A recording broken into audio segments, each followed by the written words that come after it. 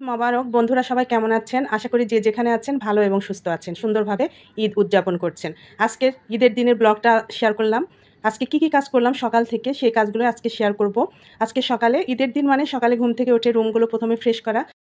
রুমগুলো গোছানো হলে রান্নাঘরে চলে যাব, কারণ আজকে ঈদের দিন সেমাই খেয়ে সবাই নামাজে যাবে। সেজন্য প্রথমে সেমাইটা রান্না করব, তারপর আস্তে আস্তে কিছু নাস্তা তৈরি করব। সেমাইটা ফার্স্টে করলে ওরা খেয়ে দিয়ে নামাজে চলে যেতে পারবে সবাই রেডি হয়ে। এরপরে আমি রান্নাঘরে চলে গেলাম।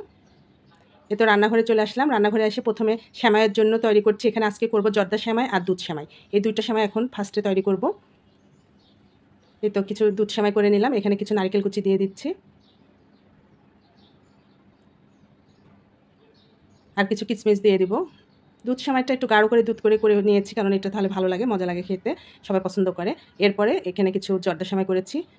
জাস্ট সেমাই হয়ে গেল রেডি করা। এখন আমি আমার ছেলেকে রেডি করে দেব নামাজের জন্য। সব কিছু গুছিয়ে নিচ্ছি, সবার জন্য গুছিয়ে নিয়েছি, কারণ বের করে রাখলে তাড়াতাড়ি তারা ড্রেসটা পরে নিতে পারবে।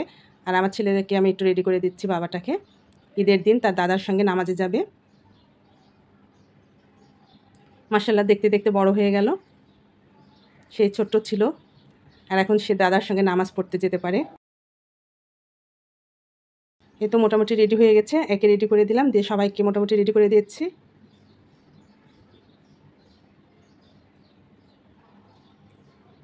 এরপরে একটু মিষ্টিমুখ করে দিচ্ছি ছেলেটাকে। সে সেমাই খাবে না, বলছে আম্মু আমি দই খাবো।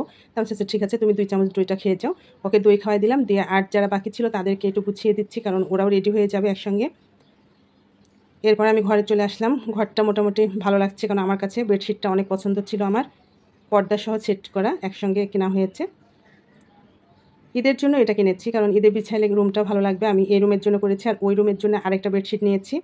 তো এটা মোটামুটি রেডি হয়ে গেছে আমার। এই রুমটা গোছানো হয়ে গেছে। এখন আরেকটা রুম গুছিয়ে আমার কাজ শেষ হয়ে যাবে, তখন আমি নিজেও রেডি হব। ঈদের দিন সবাইকে নতুন জিনিস, নতুন কাপড় চোপড় পরা। এরপর আমি রান্নাঘরে আবার চলে আসলাম। দুপুরে রান্নার জন্য রেডি করে নিচ্ছি। এখানে পোলাও বসাই দিয়েছি।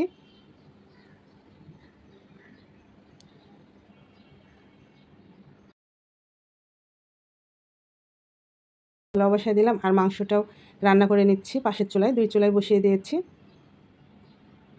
এই তো আমার পোলাওটা রান্না হয়ে গেছে। একটু নাড়াচাড়া দিয়ে ঢাকনা দিয়ে কিছুক্ষণ দমে রেখে দেবো। আমার রান্নাটা হয়ে গেছে।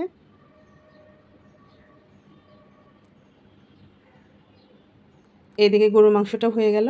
আজ এগুলোই সকাল থেকে এই রান্নাগুলোই করলাম। এরপরে আরও কিছু রান্না বাকি আছে, এখন এদেরকে খাওয়াই দেবো, দিয়ে আবার বাদ বাকি রান্নাটা করব।